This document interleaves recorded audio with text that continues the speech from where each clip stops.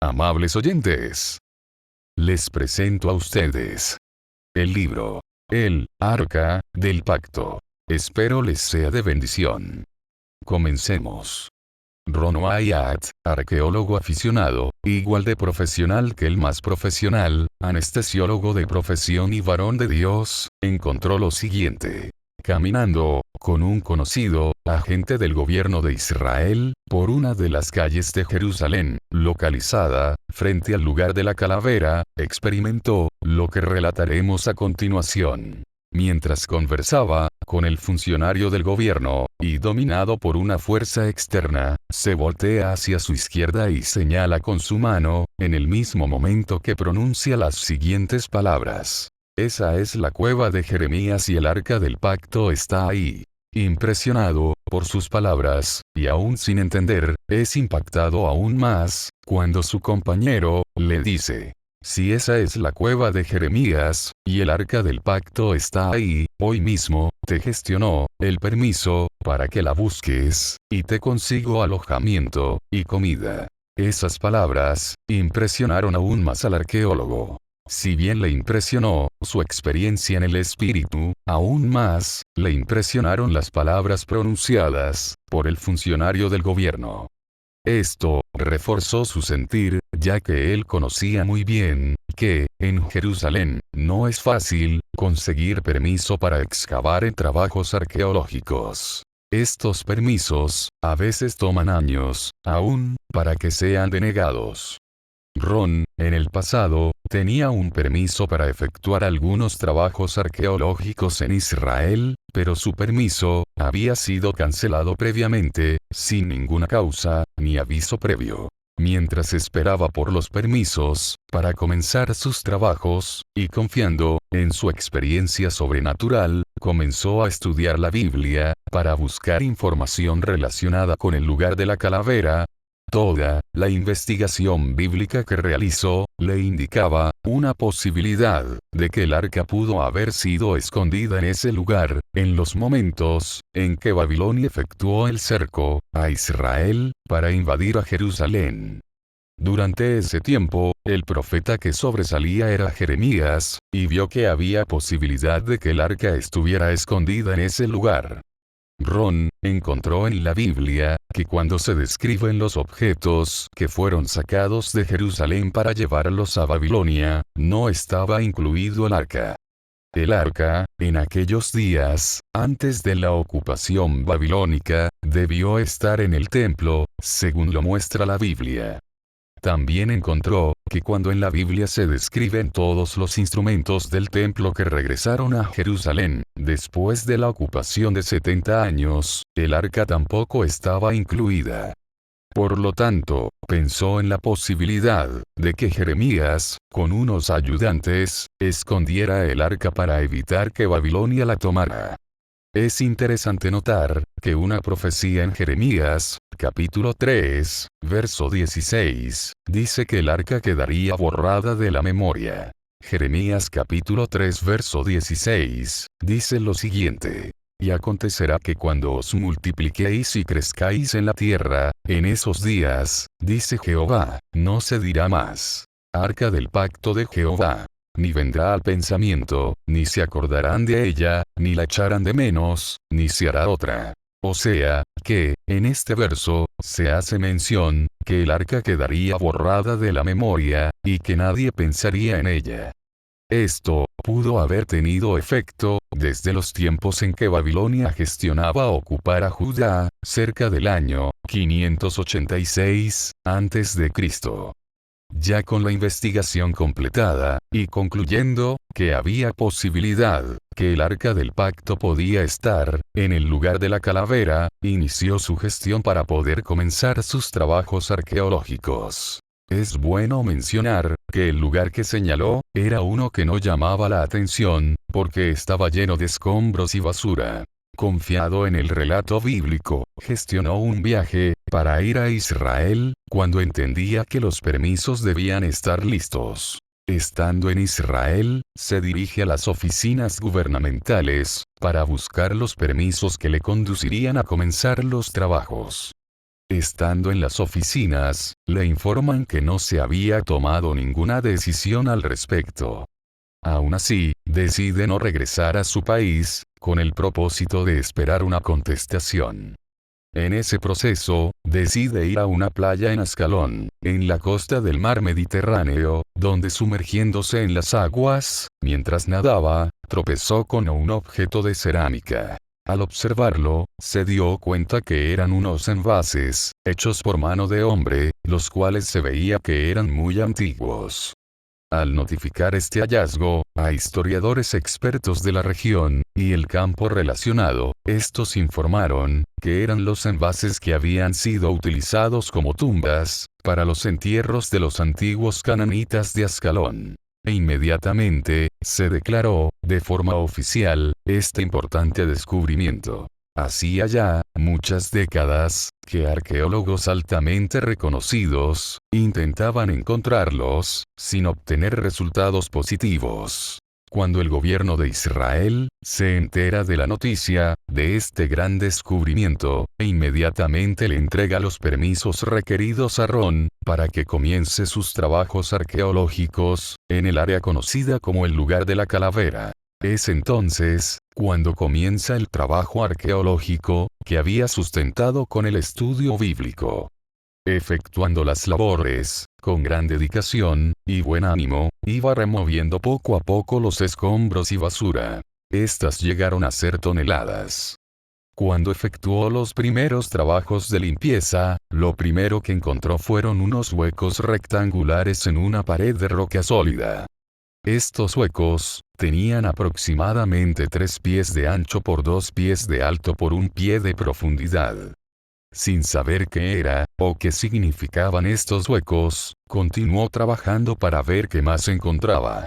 Más adelante, mientras continuaba los trabajos, y meditando en lo observado, pensó en la posibilidad de que estos huecos fueran los lugares donde colocaban los rótulos, en el lugar de la calavera, en los idiomas hebreo, griego y latín. Esta información colocada era para identificar el delito que cometía la persona que era crucificada en esta área. Este lugar quedaba en las afueras del muro de Jerusalén. Al seguir excavando, observó que la pared sólida de roca, donde los huecos fueron encontrados, continuaba hacia abajo. Esta era en forma vertical y tenía un ancho de poco más de 20 pies. Bajando el nivel del terreno, mientras removía los escombros, encontró una roca incrustada en la pared. La apariencia que tenía la roca era como una tablilla incrustada en la pared. Podía notarse que había sido hecha por mano de hombre. Su forma y apariencia indicaba la posibilidad de que sobre ella se colocaba algo. Continuando con los trabajos de remoción de escombros del área, cuando ya había descendido a aproximadamente 18 pies, se encontró con un piso de roca sólida. En este lugar, algo interesante fue observado.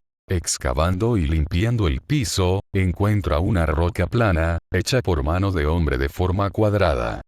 Tenía unas medidas de aproximadamente de 14 pulgadas, por 14 pulgadas, por 5 pulgadas de espesor. Esta estaba localizada en el piso frente a la pared, como a 9 pies de distancia de la pared, y aproximadamente en el centro de esta. Cuando remueve esta pieza de roca cuadrada, observa que tapaba un hueco en el suelo. Este tenía la apariencia de haber sido hecho por mano de hombre. Las medidas aproximadas del hueco eran 5 pulgadas por 5 pulgadas por más de 12 pulgadas de profundidad. Al seguir limpiando el área, encuentra que, al lado de este hueco, hay una grieta grande en la roca del piso. Parecía que se había quebrado en algún momento. Al encontrar ya varios detalles en este lugar de la calavera, una pared de roca vertical con 3 huecos, pensó en los rótulos en 3 idiomas. También, al ver una roca, en forma de tablilla, incrustada en la pared, un piso rocoso nivelado, un hueco en el piso, y una grieta en el piso, al lado de este hueco, pensó que este podía ser el lugar de la crucifixión, en el área llamada la calavera. Con gran ánimo, continuó sus trabajos. Más adelante, encuentra que la roca sólida del piso, donde estaba el hueco en donde posiblemente colocaban la cruz, comienza a descender con un ángulo aproximado de 45 grados. Mientras continuaba limpiando el piso, alejándose de la pared vertical, encuentra que a 4 pies más abajo del primer nivel, este continúa nuevamente en forma horizontal. Lo que observa ahora, es un piso a 2 niveles, en donde el piso, que está más cerca de la pared vertical, está 4 pies más alto que el resto del piso, al frente de la pared de roca. En este nivel de piso más bajo, encuentra 3 huecos hechos por mano de hombre, de forma similar al hueco que se encontró en el piso del nivel más alto. Al encontrar todo esto, se convence más, en la posibilidad, de que este sea lugar de la crucifixión.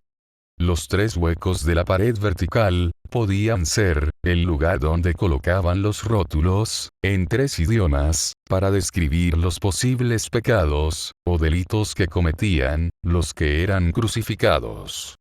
Continuando la limpieza del área, nota que el nivel más bajo, sigue extendiéndose de forma horizontal mientras se aleja de la pared vertical. Y, encuentra una roca grande, trabajada por mano de hombre. Cuando descubre la roca completamente, encuentra que sus medidas son aproximadamente 10 pies de diámetro, por unas 14 pulgadas de espesor. La apariencia de la roca, era como las que cubrían los huecos de las tumbas en los tiempos de principio de nuestra era. En esa época, el tamaño promedio de las rocas, que utilizaban para sellar las tumbas, estaba entre 4 y 6 pies de diámetro.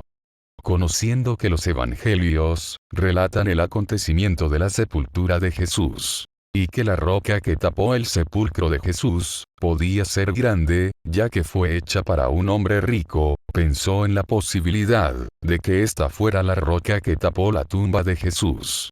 Al encontrarse con esta posibilidad, procede a cotejar la tumba, donde fue colocado Jesús. Esta, es la que tiene bloques al lado derecho de su entrada, sección que se desprendió, y fue tapada nuevamente. Al cotejar las medidas de la roca, que se requería para tapar esta tumba, nota, que son similares ambas. El canal para rodar y desplazar la roca hasta tapar el hueco de la tumba, era el apropiado también al de la roca encontrada, en el lugar de la crucifixión.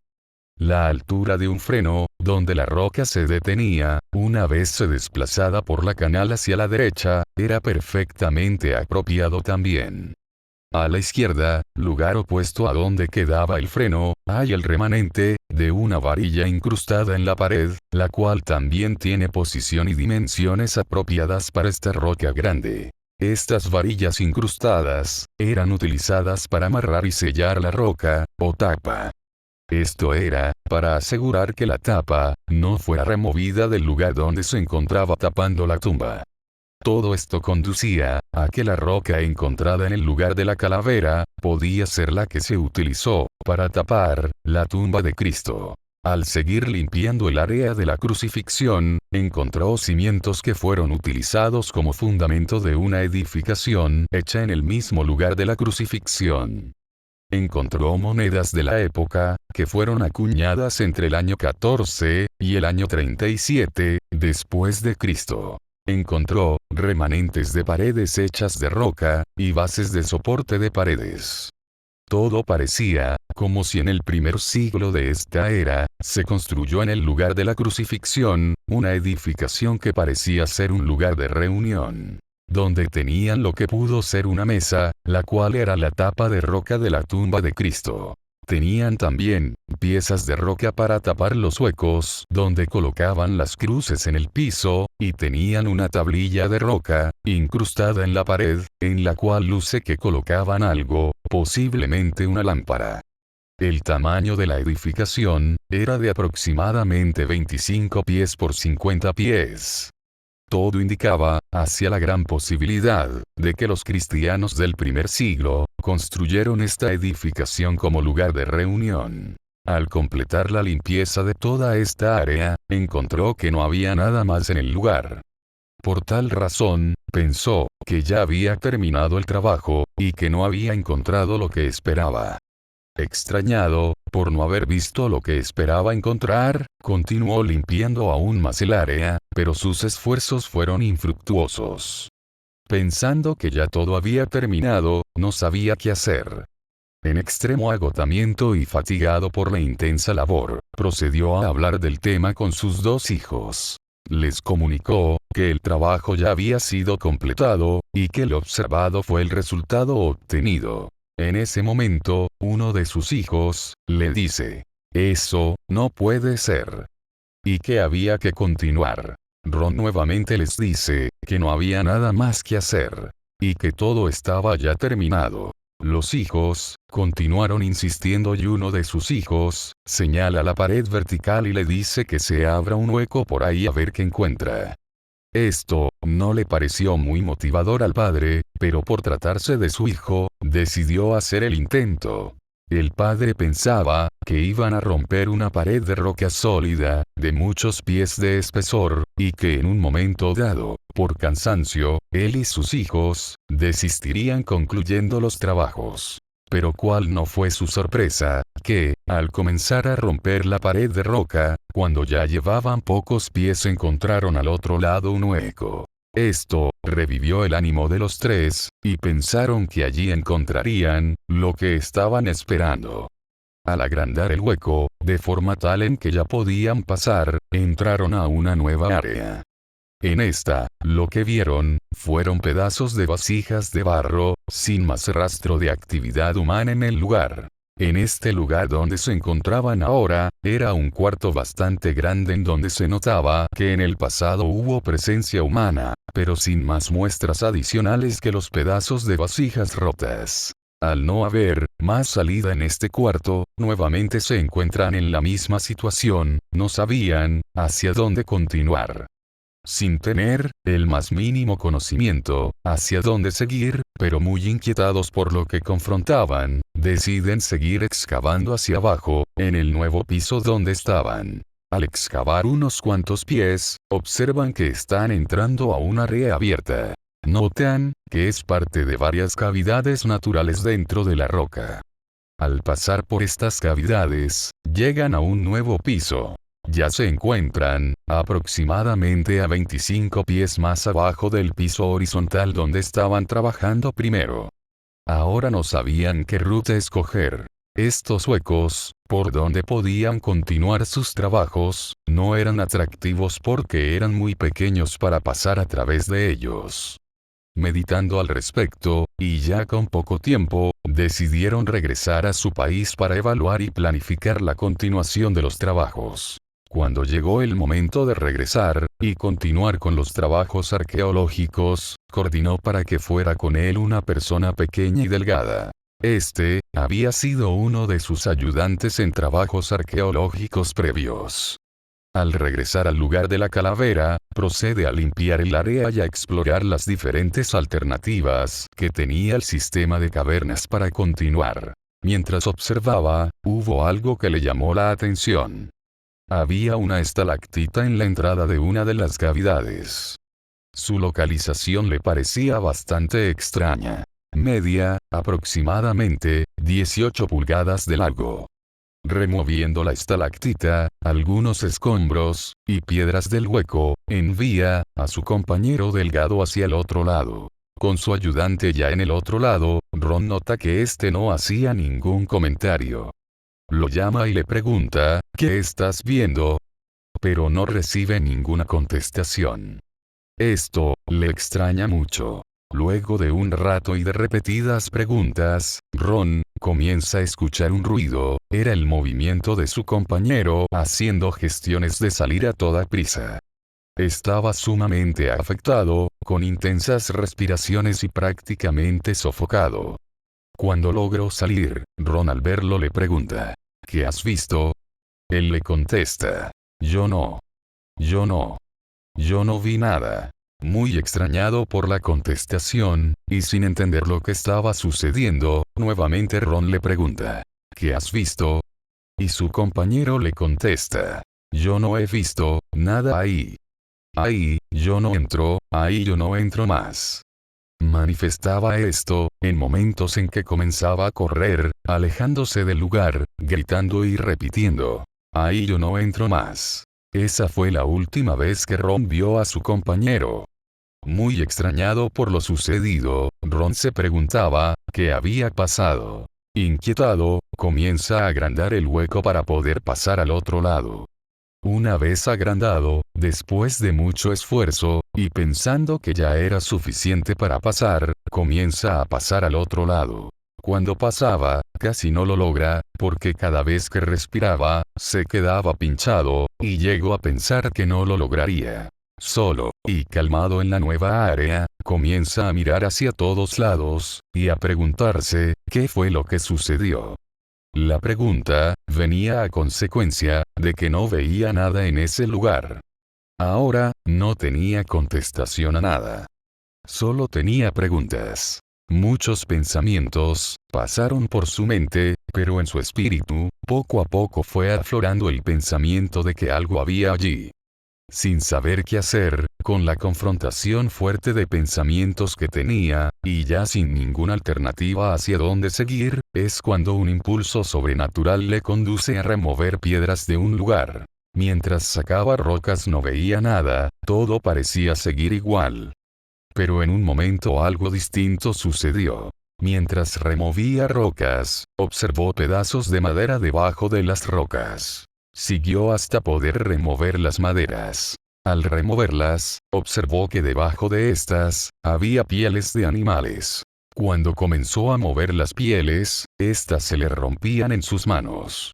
Para sorpresa de él, observó que debajo de las pieles había rocas unidas unas con otras. Estaban colocadas, de forma tal, que se podía notar, que habían sido unidas, por mano de hombre. Él continúa removiendo piedras, maderas y pieles, y nota, que debajo hay un recipiente grande hecho de rocas pegadas, al cual llamaremos cofre. Este cofre hecho de rocas, tenía medidas aproximadas de 9 pies de ancho, por 7 pies de alto, por 17 pies de largo.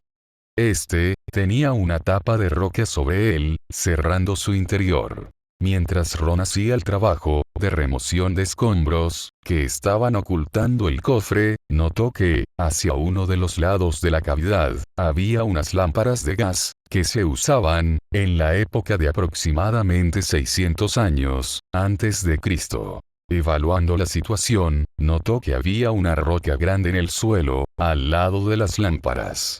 Observó que más allá de las lámparas, y de la roca grande, en ese mismo orden localizadas, había, lo que parecía ser, una entrada natural, la cual había sido tapada con rocas. Todo parecía indicar, que por ese lugar, fue por donde entraron, los que trabajaron allí. Lucía, que estas lámparas, se utilizaron, para alumbrar el área de trabajo, y que la roca, estaba para evitar que el viento apagara las lámparas. Al Ron observar nuevamente la tapa del cofre, notó que ésta estaba quebrada, y que su hendidura permitía pasar un objeto pequeño. En su próximo viaje, llevó consigo un colonoscopio, para poder observar lo que se encontraba dentro del cofre. Observando por la hendidura de la tapa, y por huecos hechos al barrenar una pared del cofre, quedó profundamente conmovido por lo que veía. A la misma vez, experimentaba una presencia divina manifestándose de una forma muy marcada y especial. Mientras miraba, pudo identificar los siguientes objetos: el arca del pacto, la mesa de los panes, el altar de oro de incienso, el incensario de oro, otro candelero de oro de 7 brazos, no de vela sino de 7 pequeñas lámparas de aceite, una espada grande, un efod, una mitra con marfil en forma de fruta en su punta, una balanza pequeña de bronce, varias lámparas de aceite, argollas de bronce, y otros artículos. Esto le causó gran impresión, sobre todo, el arca del pacto, que se encontraba directamente debajo de la grieta de la tapa que cubría el cofre. Mientras observaba todo esto, notó que la tapa del cofre tenía una mancha negra en el lugar de la grieta. Esta mancha se proyectaba hacia el interior del cofre. Preguntándose qué podía ser esa mancha, nota que hay una mancha similar en el techo de la cavidad. Esta está exactamente arriba de la grieta de la tapa. Observando las manchas, notó que en el techo de la caverna, en el lugar donde estaba la mancha, había una grieta. Pensando que lo que ocasionó la mancha pudo haber venido a través de esa grieta, procedió a pasar una cinta métrica por la grieta de la caverna para ver hasta dónde llegaba. Cuando pasó la cinta por la grieta, ésta se enganchó habiendo penetrado aproximadamente 20 pies. Cuando cotejó hasta donde había llegado la cinta, notó que había llegado hasta la grieta al pie de la cruz del centro, en el lugar de crucifixión. Al ver todo lo sucedido, decide tomar muestras de esa sustancia oscura que se encontraba en la grieta de la cueva, también en la grieta de la tapa, y dentro del cofre. Luego, con todos los cuidados requeridos, procede a llevarlas al laboratorio. Esto, para que le efectúen pruebas, y se determine cuál es su composición. Con mucho cuidado, lleva las pruebas a 2 laboratorios de renombre, para que se efectúen los trabajos de forma independiente. Cuando los laboratorios terminan los análisis, informan que los resultados de las pruebas indican el siguiente resultado. Conclusión. La sustancia analizada, y tomada del lugar, de la calavera, es sangre. Cuando Ron recibe este informe, indicando que la sustancia es sangre, deseó saber qué tipo de sangre era. Pero conociendo Ron, que esta era sangre muerta y que no se le podían hacer pruebas de DNA, ni de conteo de composición, él decide hacer pruebas haciendo un procedimiento especial. Él indica que se ponga la muestra en un medio nutritivo, usando una base propicia para la muestra, y que se esté rotando lentamente, en un medio ambiente a temperatura de cuerpo humano por aproximadamente 72 horas. En los laboratorios le indican que pueden hacer lo que él pide. Él estuvo presente durante todos los trabajos, pero cuando llegó el momento de cotejar la muestra después de las 72 horas, los técnicos se empiezan a llamar unos a otros, y hay mucho diálogo intenso entre ellos en el idioma hebreo. Luego de la discusión entre los técnicos, le indican a Ron que la sangre está viva. Y le informan, con más detalle, el resultado del análisis de la muestra de sangre que llevó. Concluyen que la muestra entregada indica que es sangre humana, es sangre del sexo masculino, y que esta sangre humana analizada contiene 24 cromosomas, 23 cromosomas de la madre y uno adicional, que es el que define el sexo. Ron, en lo primero que piensa, es en el milagro del nacimiento virginal de Jesús. Aquí lo que tenemos es que se demuestra que la sangre del que fue crucificado tenía una madre natural, pero no un padre natural. Tenía un padre celestial, pero no uno terrenal. Que Jesús nace mediante un nacimiento virginal, sin la intervención de hombre. Un nacimiento con intervención divina, con intervención de Dios. El nacimiento de Jesús hombre, que vino a la tierra a morir por ti y por mí. Para que, a través de él, aceptándolo, y mediante el arrepentimiento de nuestros pecados, podamos obtener el perdón, y así, alcanzar la salvación, con vida eterna, en Cristo Jesús. No solo ocurrió esto, también esta sangre cayó sobre el propiciatorio. Lugar donde antiguamente, en la ley, que regía antes de Cristo, en la ley de Moisés, se derramaba sangre una vez al año, para alcanzar perdón para todo un pueblo, por medio de la justicia, que los llevaría a Cristo, el ungido de Dios. Ahora, ya no hay que derramar más sangre de animales, ahora, tenemos a Cristo, que ofreció y dio su sangre, en la cruz del Calvario, entregando su vida, por todos nosotros. Esto, haciéndolo él, sin haber cometido pecado, siendo puro, limpio y santo en todo. Lo que corresponde ahora, es aceptarlo, de todo corazón, y pedirle perdón por todos nuestros pecados. Así, viviremos eternamente con él, y para él. Uno de los últimos descubrimientos científicos, que ocurrió a finales del año 2001, demuestra que hoy día es posible tener vida con 23 cromosomas de la madre y uno adicional para definir el sexo. Dios hizo esto, de forma milagrosa, a través del Espíritu Santo, usando a la Virgen María, a la cual José no conoció hasta después del nacimiento virginal de nuestro Señor Jesucristo. Dios ha preservado estos eventos de descubrimientos hasta los últimos días. Todos estos están para demostrar la veracidad de su palabra y de la obra de Dios. Estos nos confirman el poder y gloria de Dios. Son pruebas contundentes, en nuestra época, para que reconozcamos que hay un Dios creador de los cielos y la tierra. La ciencia se encuentra lo suficientemente adelantada para confirmar, sin lugar a dudas, que Dios es veraz, es real, y que la Biblia es su palabra fiel para los hombres. Todo esto lo ha preparado Dios para que nosotros podamos alcanzar vida eterna en Cristo Jesús. Pídele ayuda a Dios en tu problema, para que veas la respuesta de su inmenso amor. Dios te ayude. Dios te bendiga. Gracias por la atención.